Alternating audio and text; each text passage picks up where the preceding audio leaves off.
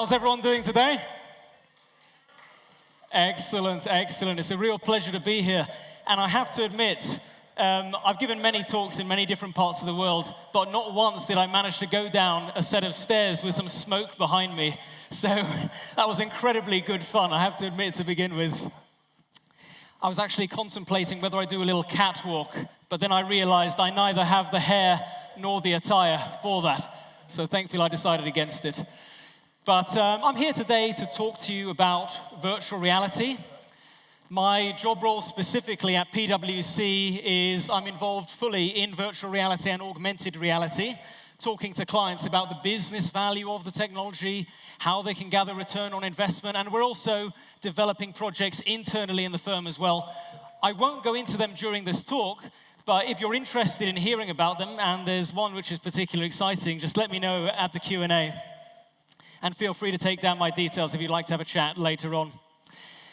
This talk specifically, I hope, is going to cover a unique angle around the virtual reality space. So I'm going to talk about VR, not AR. There may be one or two segments on AR, but it will be mainly about virtual reality. And I'm going to start from a slightly different angle of talking about storytelling, immersion, our desire for experiences, and how this is driving greater adoption for virtual reality in the future, and why it will become a significant technology for all of us, whether it's in business or in our personal lives. So to begin with, a story about storytelling itself. Now, storytelling has been a human activity which has taken place throughout the ages. Ever since man and woman first stepped foot on this earth, we've been telling stories to each other in many different ways. We started off with cave drawings, and this is a picture of the Lacour caves in the Pyrenees in South France. They were drawn in 13,000 BC, and they told stories of many rituals, of hunting, and so on, of what we got involved with back in those days. We eventually moved on to stone writing, a form of book in a way. This is the Epic of Gilgamesh, which took place in 2000 BC, about a king who is pursuing greater wisdom. Then we moved on to talking about fables, and fables are a type of story usually with some sort of moral to them or lesson. Aesop's fables, 600 BC, they were told simply through word of mouth for many years. And you understand the theme. We've had printed books, Alice in Wonderland back in 1865, paintings, Starry Sky, Starry Night, 1889, and of course, some quite famous films as well. Any Star Wars fans in the house? A few. Star Trek, maybe? Oh, it's going to be a little bit of a battle after lunch, I think. Theatre, The Phantom of the Opera, 1986, another form of storytelling. And then even video games lately is an art form in itself that tells a story. Skyrim was quite old, but it holds a special place in my heart, which is why I include it up here on stage. So, we've seen that storytelling can take many different forms. First is visual, the cave drawings, the paintings. Secondly, written books, written stone tablets, words on paper that we can read. Thirdly, audio-based, music. Now, depending on what music you listen to, it could be a good story or a bad story, but it's a story nonetheless. And finally, spoken, actually talking about things that are happening, that are going on, that happened in the past and are happening in the future. And these can be viewed through different lenses. The first row in terms of what you can see, the second row in terms of what you can hear.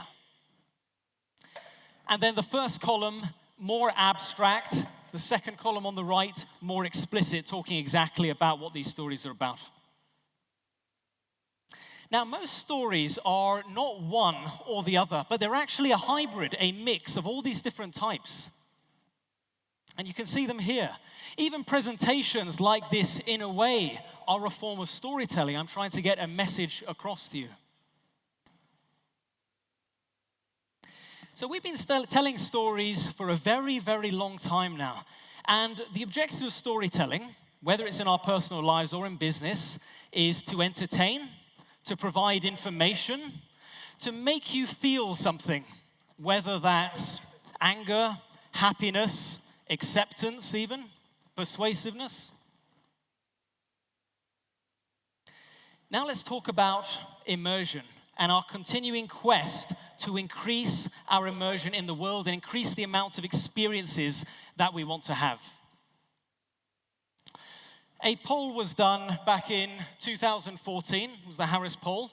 It targeted millennials, and it talked about what they wanted from life and how that differed from other different generations. In the report, a direct quote, "For millennials, real value is derived from experiencing, not possessing." So this is a generation that values these new experiences, being involved in different places and different events. Now, in this particular report, they talked a lot about live events, concerts, and the like. But there are also other types of experiences as well. The cinema itself is an experience. It's a fairly immersive experience, and we'll come on to that in a second. Amusement parks, supercar test rides, even immersive theater, which is becoming more famous these days, is becoming a greater and greater part of our society. Now, the interesting thing is that it shows a desire to take part in new experiences. Particularly when I talk about cinema, I'm interested in it because it shows a certain path that humanity has taken. We went from, I'm talking about screens now, we went from small black and white screens to color TV, standard definition, high definition, full HD, and now we're looking at 4K screens. Screens are getting larger, they're getting higher resolution, and you might think, well, full HD is pretty good, isn't it? What can 4K really offer? But the fact is, market statistics are showing that we are still have such a desire to push the boundaries of immersion and experience that you can see here an incredible growth in the 4K TV sales worldwide. Now, what about the baby boomer generation? This survey, I think, was done at the end of 2014, and it asked baby boomers about the video viewing experience. And it asked them, how could we improve that experience for you? So this was a different generation to the millennials completely that was surveyed. The top three most responded as always or almost always are these ones here. We want a higher resolution video content. We want better sound and audio. And we want a larger screen size.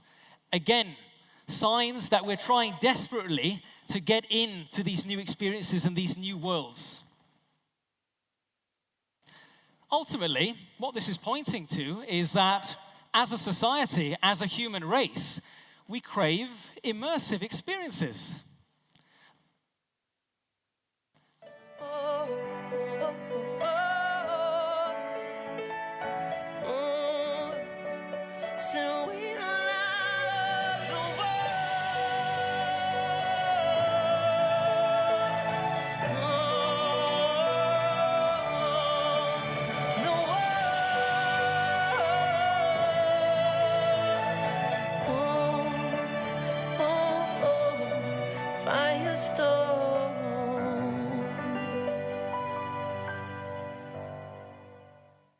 An advertisement for a 4K TV.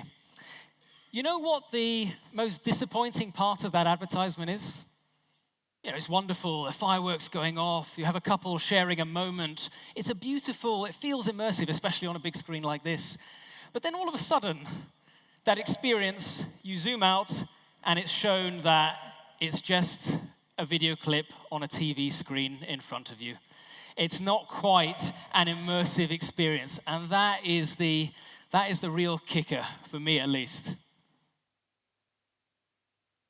In steps virtual reality.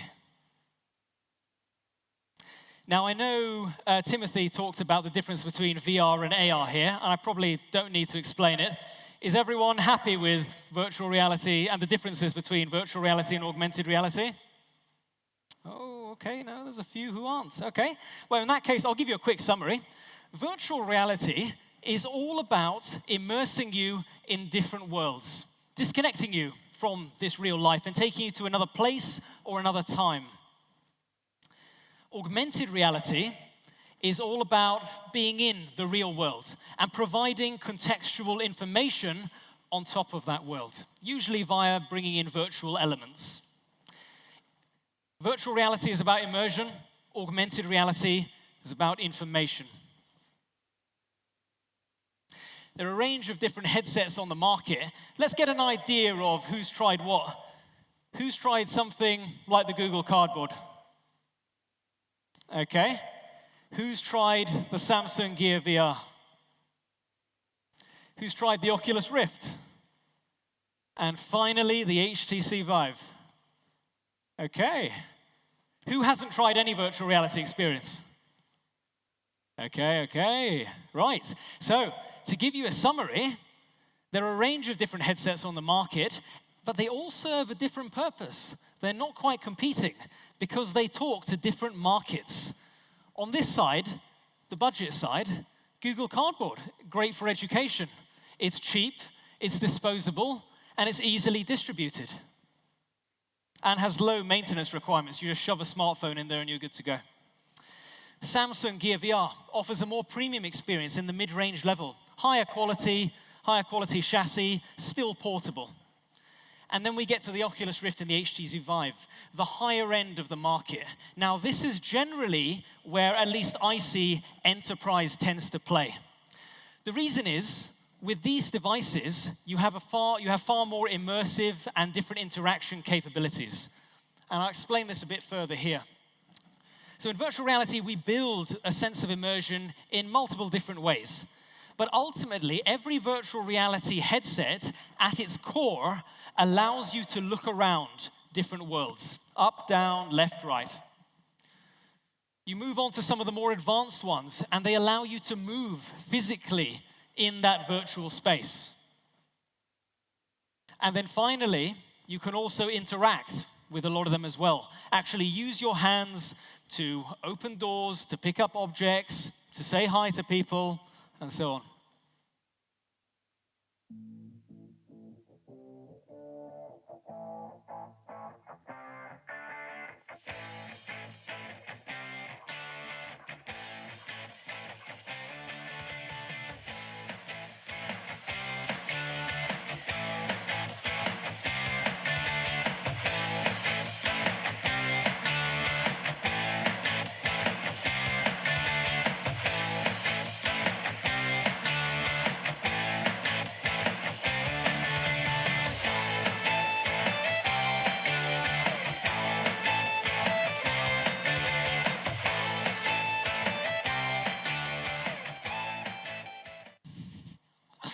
Now, it's very difficult to try and give you an understanding, a true understanding of what it's like to be in high-end virtual reality, but that's about as close as I could get on a 2D screen.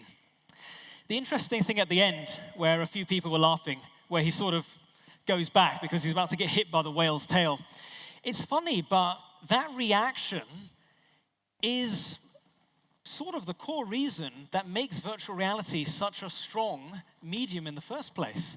The fact that it can trick your brain into thinking that you are in some sort of danger or you're in some nervous or anxious situation. Has anyone tried walking a plank over a skyscraper, looking down at the streets below in virtual reality? This man here knows what I'm talking about.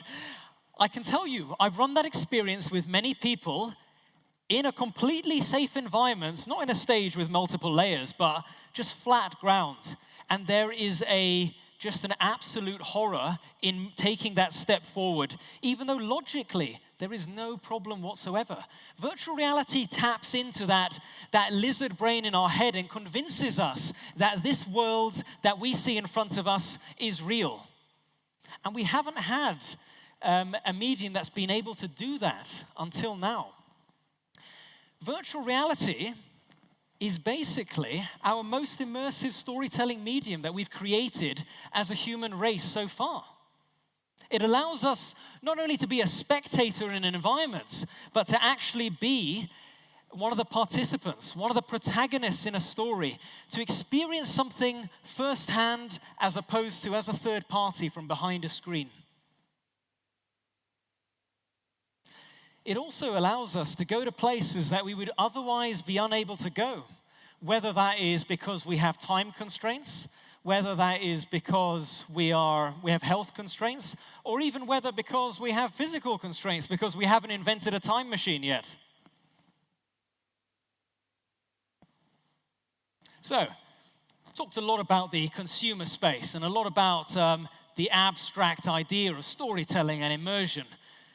To satisfy the other side of the audience who are perhaps interested in the business side of things. What's going on in enterprise? Is it a relevant space for virtual reality to play in?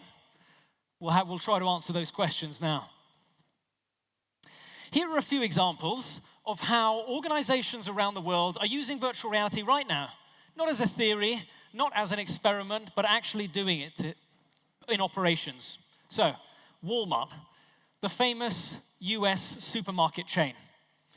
About, I think it was 3 months ago or so, announced that every one of their 200 US training academies are going to have virtual reality installed as part of the training package, as standard.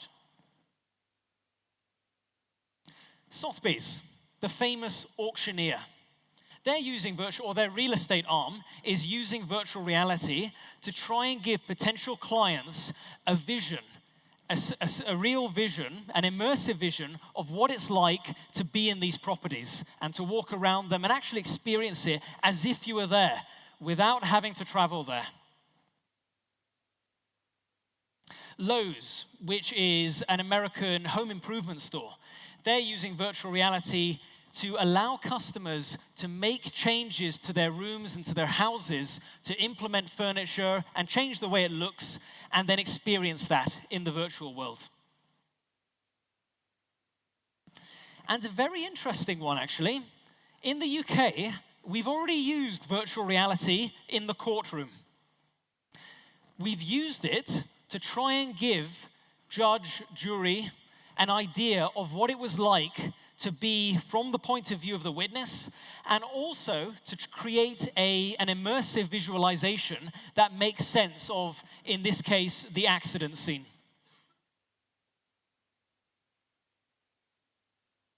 And Ford, not only using virtual reality to prototype vehicles, also using virtual reality to actually modify and optimize production line testing. So in other words, when a new vehicle comes out and workers are required to perform a certain action with a new part, they will perform that in virtual reality without having to close down any part of the production line. They will determine the ergonomics of the human being and whether that's the right thing to do or whether it can be done another way. Once those optimizations are made and tested outside the production line, it can then be brought in a final state without having to interrupt anything that's going on over there. So if we were to take, then there are many, many more examples, but if we were to take all of those examples and try and put them into a single enterprise model to try and make sense of it all, a framework, so to speak, it would look something like this. Enterprise VR has a lot of potential in training, particularly training when it comes to soft skills, things like public speaking, things like having hard conversations, as well as hands-on training. Engineering, let's say, where you have to actually get out a tool, you have to walk over there, open up a fuse box, play with some wires, cut things, and so on. Secondly, design. On the design side of things, this is basically saying that we no longer need to produce anything physical anymore when you can produce it virtually and it can have the same effect when you're viewing it. So imagine building something as complex as a sports car. That can be built in virtual reality or in 3D and brought into virtual reality. You can then have stakeholders all around the world that are involved in maybe the electronic side of things, that are involved in chassis design, that are involved in the ergonomics, the dashboard, the user experience. All of those individuals can come together in the same virtual space, not physically, virtually, understand what that's like, what changes need to be made, and those changes can be initiated immediately without having to go through reproduction of the actual physical vehicle itself. Data visualization, a fairly new area, and there's some discussion about whether this would be more useful in virtual reality and augmented reality. But I'm already talking to a company in the UK who have a paying client who's paying for them to provide data and for it to be analyzed in virtual reality. Now, we're in a world of big data. Data's becoming ever more complex, it's becoming massive in terms of its scale, and yet we still try to analyze it and to interpret it in a 2D screen in front of us. Now, what happens when you open up the real estate? All of a sudden, everything around us becomes an environment in which we can examine, interpret, and view data in a scalable fashion and in different ways. And that allows us to spot trends that we would otherwise be unable to do if we were simply looking at it on a small 2D screen. And finally, telepresence. The concept that I talked about previously of being able to be somewhere else in the world without having to physically travel there. That has a lot of potential in a lot of industries, but let's take construction, for example. Senior stakeholders in construction projects need to understand what the progress is like on site. Now, the most immersive and scalable way of doing that, without them having to travel as well, is by giving them a virtual reality live stream onto the different floors of the construction site or even from outside, allowing them to view a construction project here in Ukraine from the UK. Now, the large majority of tech companies, on top of all this, have invested a lot of time in virtual reality and augmented reality. And I'm sure we were all excited by Apple's announcements at their last conference recently. They are also invested in virtual reality. And we're going to start to see later iterations of the Mac have support for VR applications. So, what can we expect from the future? What is coming? I spoke to a few of you about this earlier. Has anyone seen this before? Gartner's hype cycle. A few of you, but not all. Allow me to explain. Can we get, no, you can't see that. It's okay, I'll do it from here. This is basically a theory of how emerging technologies progress on their life cycle. The x-axis is time. The y-axis is consumer expectations, right? So, according to the theory, everything starts off with an innovation trigger. The theory of the technology comes to light, and things like smart dust, 4D printing, are thought to have very significant or potential changes for humanity and in the world. Now, as time moves on, and the press and the media get hold of all these technologies, they start to push a lot of stories out.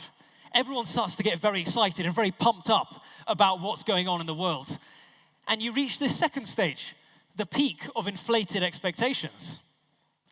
Now, of course, the technology at such an early stage can't meet those expectations. So what happens is you enter this third stage here, the trough of disillusionment, where consumer expectation just goes through the floor, tumbles tremendously into this trough of disillusionment, before eventually recovering in the slope of enlightenment and plateau of productivity.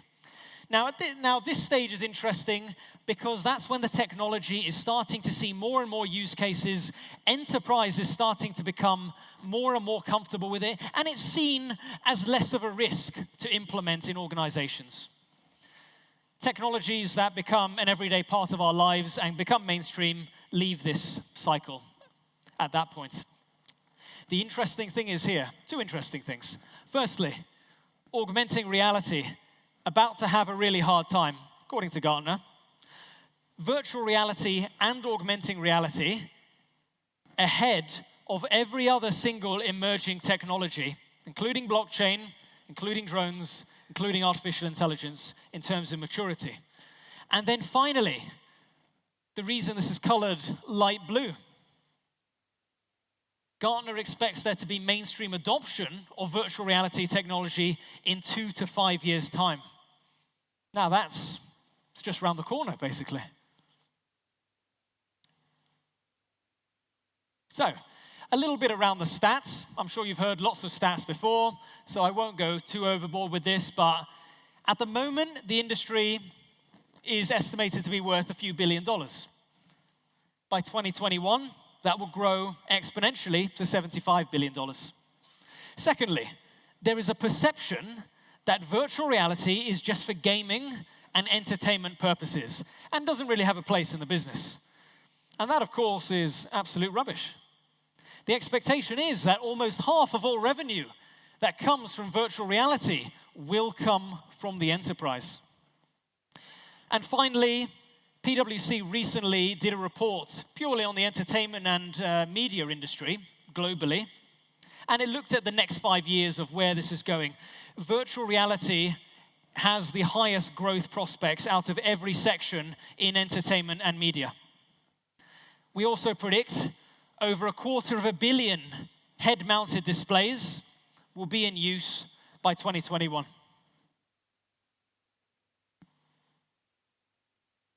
This is a prediction for virtual reality's exponential growth. As you can see here, worth a few billion, 7, climbing up to 75 by 2021. The important thing to note here is that it may not look much right now, if you look at the 7 number. But if you're thinking about delaying investments in virtual reality until it's up there or even up there, then you're going to have a bit of a hard time because you're going to be on the back foot. You won't be able to take advantage of all the knowledge, experience, the mistakes, all the learnings that you could have had by playing around and exploring the technology over there.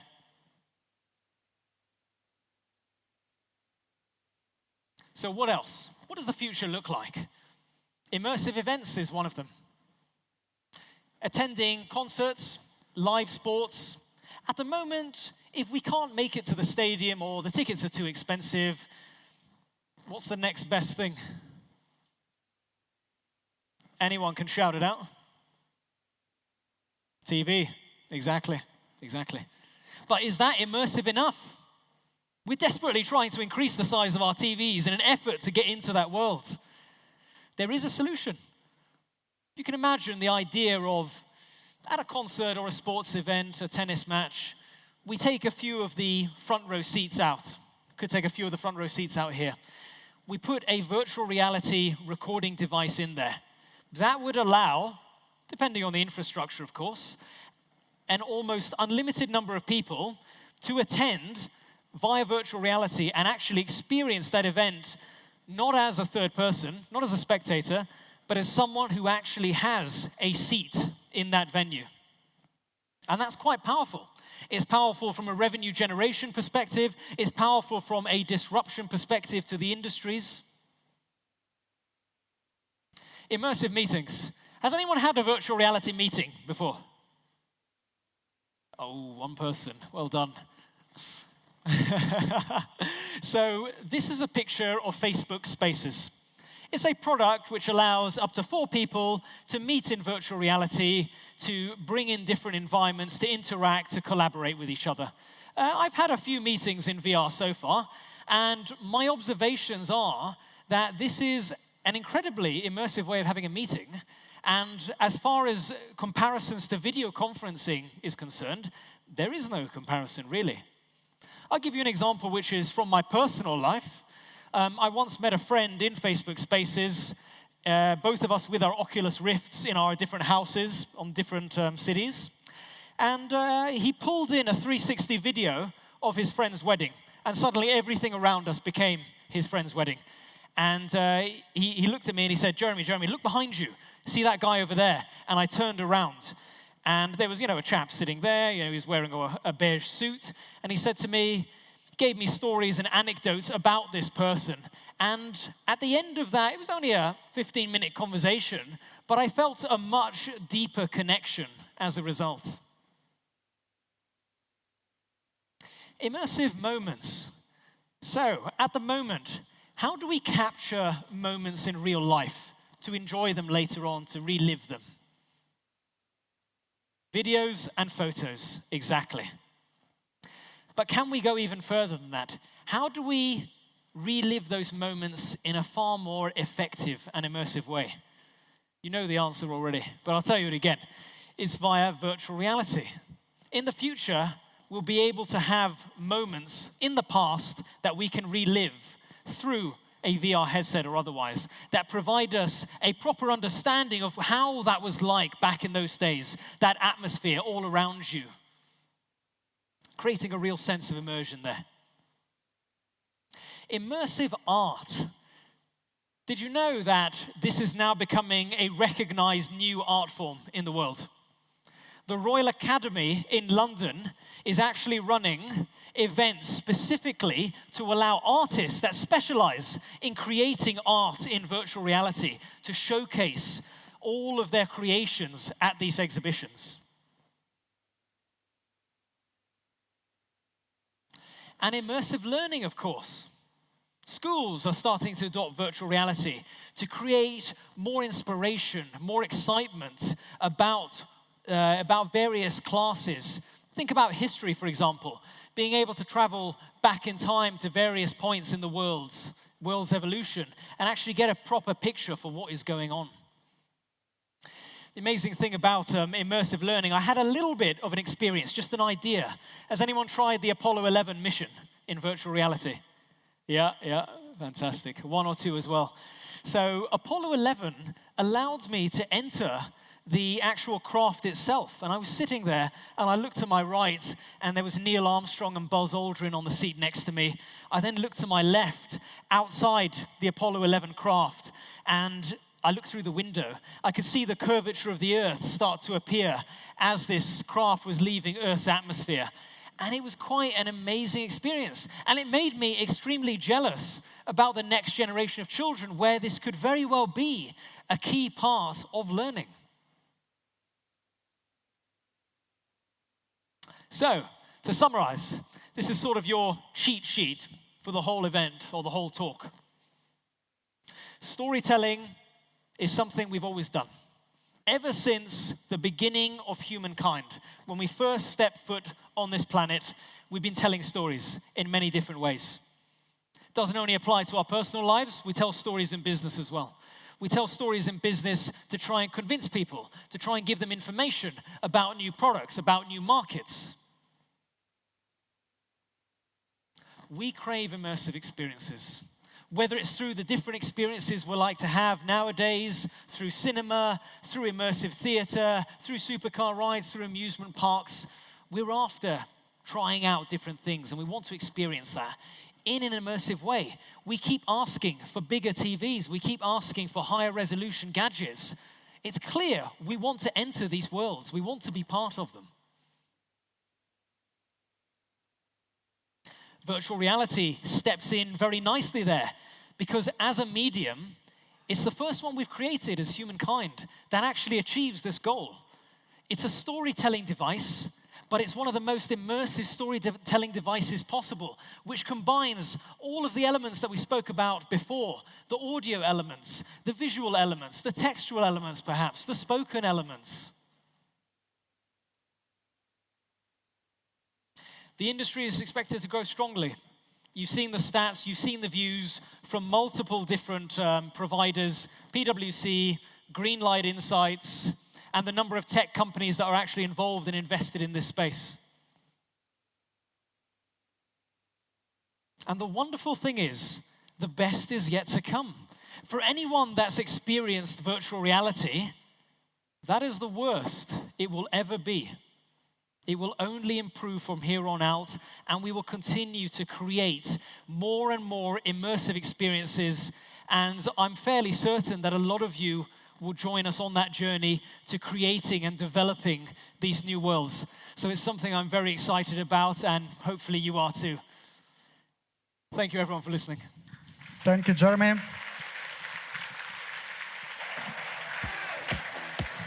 Okay, so we don't have too much time, but couple questions.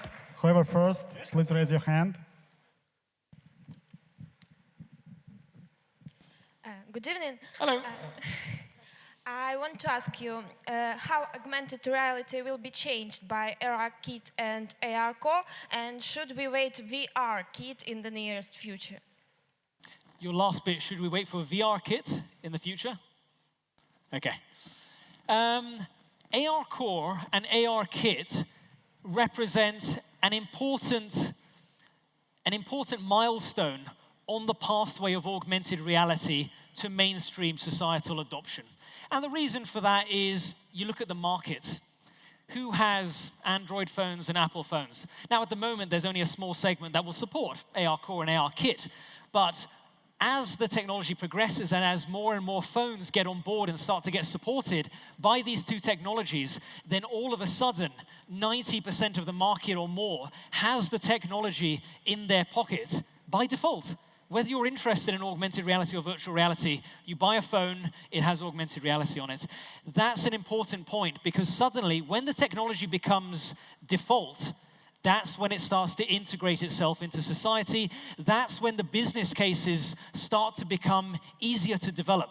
When the market shows that we have so much of a population that we can hit by developing AR Kit or AR Core applications, then it becomes easy to sign that off and get budget for it, for example. So those two represent an important part of the journey. VR Kit, whenever it comes, I would say it's a different ballgame. A lot of people like to bunch VR and AR together, and to some extent they are sister technologies, but ultimately they have different use cases with only small intersection in the middle of them. So, in my opinion, the development should be running in parallel for VR initiatives and AR initiatives.